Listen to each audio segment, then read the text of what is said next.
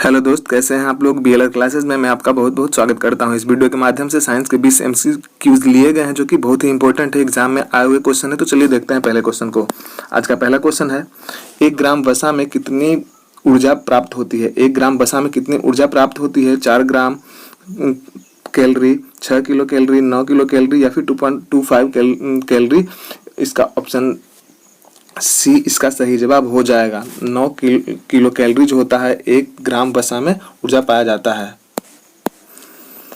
एक तार की लंबाई को एल मीटर से डिनोट किया जाता है। तार खींचकर उसकी लंबाई 2L कर दी जाती है। अब तार का प्रतिरोध क्या हो जाएगा। देखें इसका ऑप्शंस को सही प्रकार देखें और आंसर को टिक करें। इसका ऑप्शन बी इसका सही जवाब हो जाएगा। तार की लंबाई को अगर दोगुना करते हैं तो उसका प्रतिरोध 4 गुना हो जाएगा। सीडी रोम है। सीडी रोम क्या है। सेमीकंडक्टर मेमोरी है, मैग्नेटिक है या फिर मेमोरी रजिस्टर है या फिर इनमें से कोई नहीं। देखें आप लोग ऑप्शंस को देखें और आंसर टिक करें।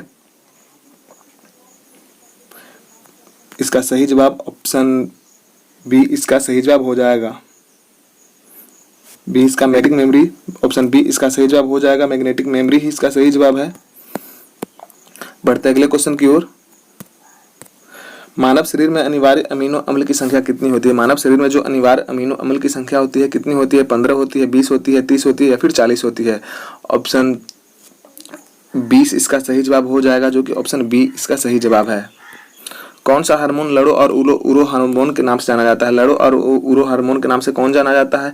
इंसुलिन, एड्रिनल, एस्ट्रोजन या फिर ऑक्सीटोसिन। इसका सही जवाब ऑप्शन नंबर बी इसका सही जवाब हो जाएगा। एड्रिनलिन को ही लरो और उरो हार्मोन के नाम से जानते हैं। निम्नलिखित में से सबसे भारी वस्तु कौन सी है। निम्नलिखित में से सबसे भारी वस्तु कौन सी है। तांबा, यूरेनियम, एल्युमिनियम या फिर चांदी। ऑप्शन बी इसका सही जवाब, जो कि यूरेनियम है।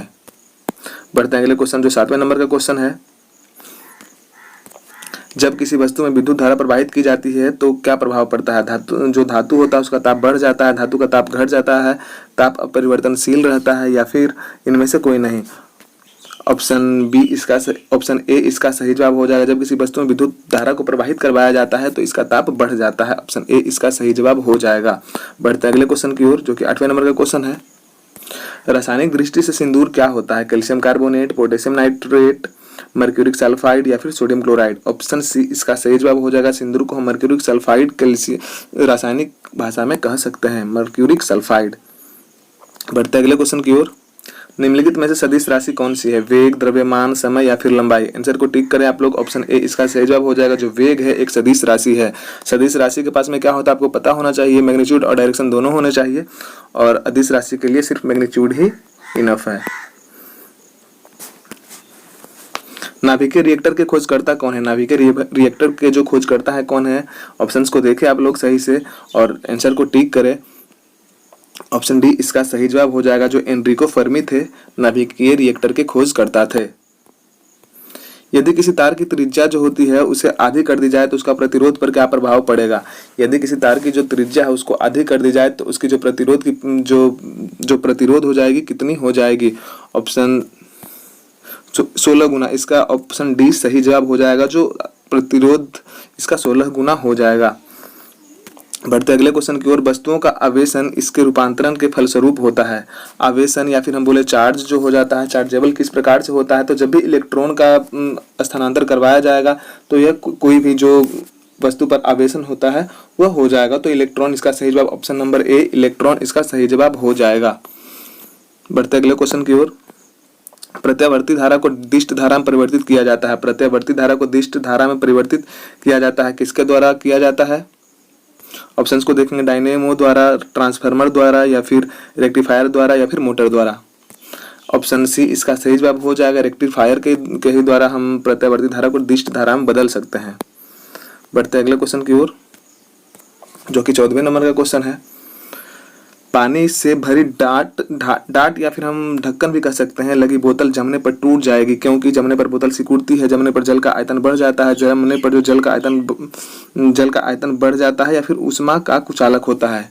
इसका ऑप्शन नंबर सी इसका सही जवाब हो जाएगा। जमने पर जो जल का आयतन होता है वो बढ़ जाता है। इसी कारण से जो होता है बोतल में भरा हुआ पानी जो होता है बर्फ जमने पर वो फट जाता है। चलिए बढ़ते हैं अगले क्वेश्चन की ओर, जो कि 15वें नंबर का क्वेश्चन है।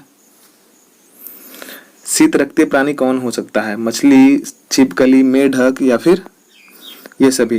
ये सभी डी, ऑप्शन डी इसका सही जवाब हो जाएगा। जो ये सभी जो है, सभी जो कौन कौन से हैं, मछली, छिपकली, मेढक, ये सभी जो है शीत रक्तीय प्राणी हैं। बढ़ते अगले क्वेश्चन की ओर। इनमें से कौन सा ऊष्मा का मात्रक नहीं है? इनमें से कौन सा ऊष्मा का मात्रक नहीं है? कैलोरी, किलो, जूल या फिर डिग्री सेल्सियस? ऑप्शन डी इसका सही जवाब हो जाएगा। जो डिग्री सेल्सियस है ऊष्मा का मात्रक नहीं है, यह तापमान का मात्रक हम कह सकते हैं। आइनोथेरा लेमाक्रिएना पौधा पर किसने प्रयोग किया था? ये जो पौधा है इस पर किसने प्रयोग किया था? ऑप्शंस को देखेंगे। Hugo de Vries, Lamarck, Darwin या फिर बीजमान। ऑप्शंस को देखें और आंसर को टिक करें। इसका सही जवाब ऑप्शन ए, इसका सही जवाब ह्यूगो डी ब्रीज जो है इस पेड़ पर प्रयोग किया था। बढ़ते अगले क्वेश्चन की ओर।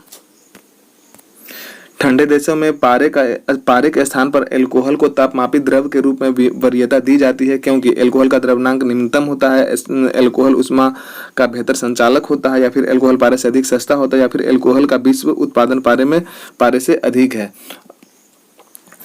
ऑप्शन ए इसका सही जवाब हो जाएगा। जो एल्कोहल का द्रव्यमान होता है वो निम्नतम होता है, इसलिए हम पारे का इस्तेमाल नहीं करते हैं वहाँ।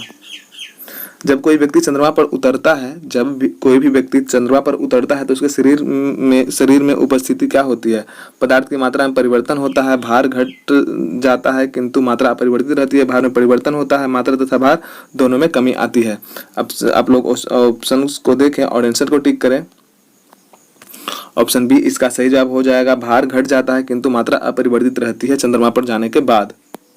बढ़ते अगले क्वेश्चन की ओर। विद्युत उत्पन्न करने के लिए कौन सी धातु का उपयोग किया जाता है? यूरेनियम का, लोहा का, तांबा का या फिर एल्युमिनियम का? ऑप्शन ए इसका सही जवाब हो जाएगा। यूरेनियम के ही द्वारा जो विद्युत की उत्पादन होती है, नाभिकीय रिएक्टर जो होते हैं उनमें यूरेनियम का उपयोग किया जाता है। तो आज के लिए सिर्फ इतना ही क्वेश्चन था। मिलेंगे अगले वीडियो में। वीडियो को लाइक और सब्सक्राइब अवश्य करें, अपने दोस्तों के साथ में शेयर भी करें। धन्यवाद, जय हिंद।